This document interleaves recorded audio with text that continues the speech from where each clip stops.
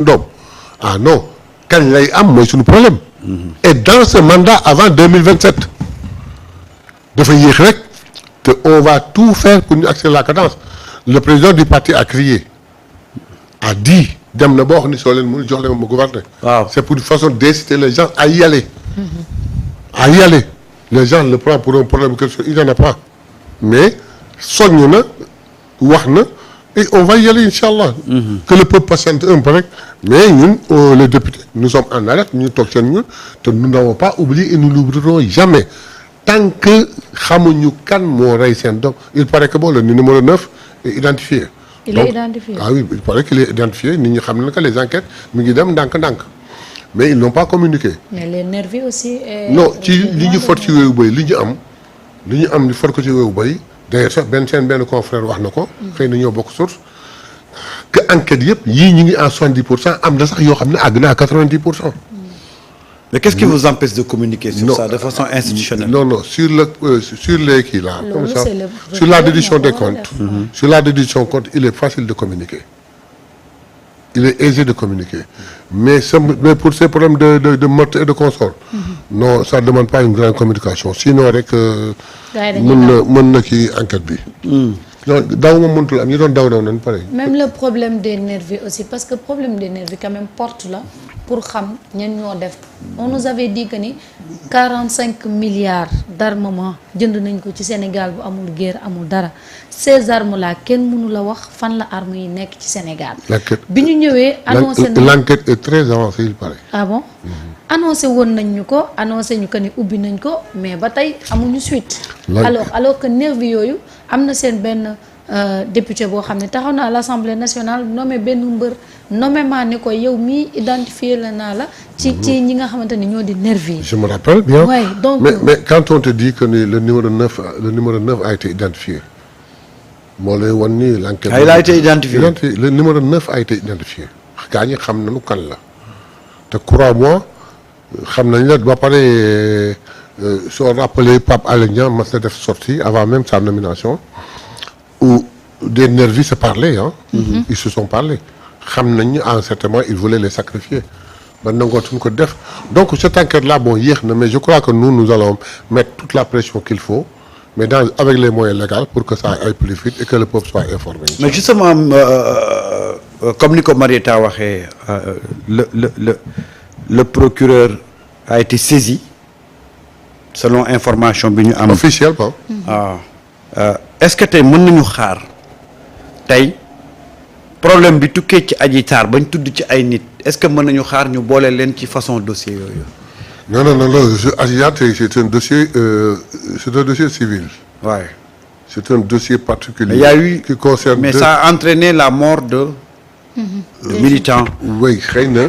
de jeunes. xëy na dans la procédure d'enquête de cette affaire-là. meurtre yi mënu ci jàll. mais war na mun a am une enquête à part. liée peut-être à ça. mais mënoo jël dans l'enquête. li nga xam ne ça concerne principalement Adji Sarr inclus ci loolu c'est deux choses totalement distinctes. parce que le fait de Adji Sarr moo indi l'arrestation de Ousmane Sonko. la révolte du peuple. Et les agissements des forces de l'ordre ou des nervis qui ont tué. mais maintenant il va falloir faire une distinction entre les deux ñaar yi mënuñu bokk. bi c'est une procédure qui est allée jusqu'au bout où on a condamné par contumace. Le contumace est devenu notre premier ministre. J'espère que ñi xam nañ fu ne. donc ce dossier saute.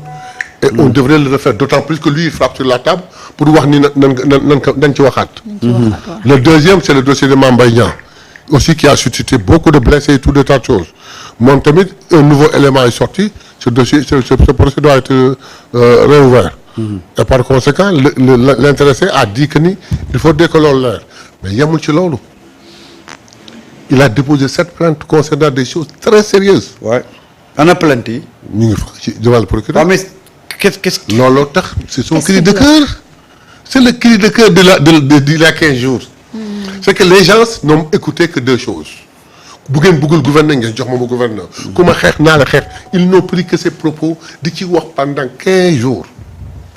alors que lui en dehors du fait nee na il faudrait que ñu dellu ci orthodoxie bi sur la promesse électorale et sur le projet.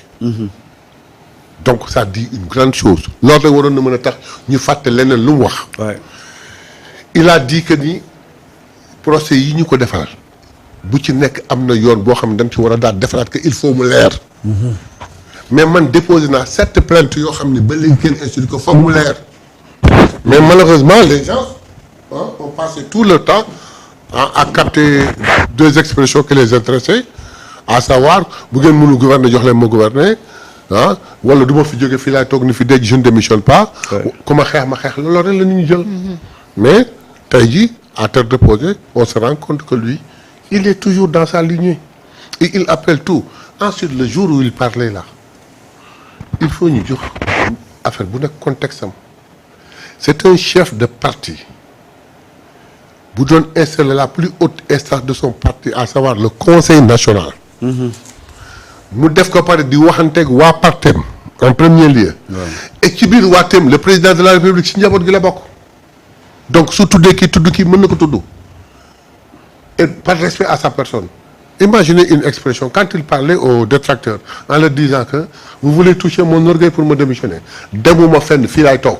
nga Samba bu yemoon foofu nga xam ne Sénégal doy waar. le lendemain xam nga ko il est tellement confiant qu'il dit demuma fenn comme su fekkoon il s'était nommé et il est gravé dans ce poste. pour couper court qu'est-ce qu'il dit à moins que. xam nga à moins que le Sénégal le président de la République def xam ni.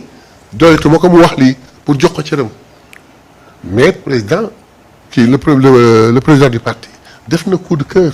pour dellu soit ñu yóbbu dans les rangs et aller à ce que veut le peuple. à ce que l'on a promis au peuple. peuple bi aussi li ngeen ko dégg te bu yàggul defoon nañu benn annonce mais ba tey gisaguñu parce que dañ ñu woon am na lu ñu teg ci table le président Bassirou Diomaye Faye ci dissolution bu OFNAC parce que quand même Serigne Bassirou Gueye a trop de choses à expliquer aux Sénégalais ci li nga xam ne jot na fi am alors Macky Sall yóbbu ko OFNAC. bétonné ko une réponse simple. waaw. que je ne commenterai pas. lu tax. compte avec tes doigts pendant 15 jours. et conjugue le verbe patienter. pendant 15 jours. compte avec tes doigts 15 jours. waaw et conjugue le verbe patienter. waaw mais patienter boobu boo waaw parce que biñ ñu ko annoncé dafa yàgg doon. Samba je dis je commente pas. wàññil ci sa loxo. fekk fukki fan ak juróom-ñaar fekk fukki fan ak juróom-ñaar. da nga muñandi tuuti. xam ne fa lañ jëm. lu ma commentaire. kon am na loo xam te xamuñu ko. peut-être lu ma xam te sañu ma ko wax. waaw loolu day am. waaw ma ko. mais wàññil ci sa loxo daal fukki fan ak juróom. waaw mais fukki fan ak juróom man dinaa ko compter. wàññil sa loxo fukki fan ak juróom-ñaar. waaw te nga muñ tuuti rek. moom affaire bi dina la tontu yow. jeex na parce que OFNAC moom il faudra ñu xam. l'OFNAC c'est le vœu de tout le monde. OFNAC. mais dafa mel ni dafa ci bare président raison xam nga da ngay déglu Waly Diouf xam nga nag. Waly bu waxee. dafay wax lu bari. lu am njëriñ. mais punch yi ak slogan yi rek lañ ciy jël. waaw.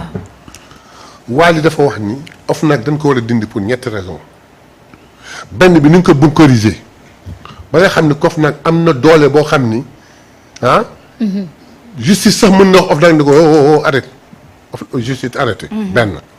ñaar ñi jël koo xam ne nit ñi dañ ko soxla pour mu expliquer sur beaucoup de faits ñu làq ko fa.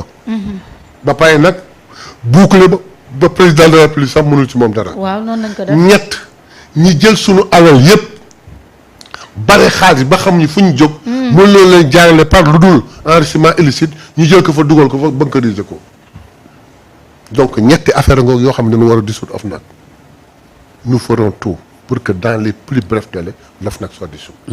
Conjuguer le verbe patienter. mais doyen avec un peu de recul c'est vrai na ngeen actionné ngeen activé ngeen mais tey avec un peu de recul nga xool frustration bi ñu ngi wax lenteur est-ce que nekkul na ngeen démarrer moo am problème. non du xam nga. parce que tey est-ce que waroon nañ toll fii sax ba ñuy wax lenteur. non xam ba nga nit ñi di taxaw def conférence de presse. en fait bouleversement bi. mi ngi demee ci ni ñu fekk dëkk bi. parce que honnêtement bu fekkoon dafa fekk benn bëkk bu plat. crois-moi yii yëpp ngay dem. mais looy def da nga koy tal. xam la looy def da nga koy tal. dëgg la am na nu ñu fekkee woon dëkk bi pendant 8 mois on s'est concentré que pour tout faire pour dëkk bi bañ a soox. kilifa yi am na wax yoo xam boo leen ko wax duñ la sax déglu. parce que seen problème mooy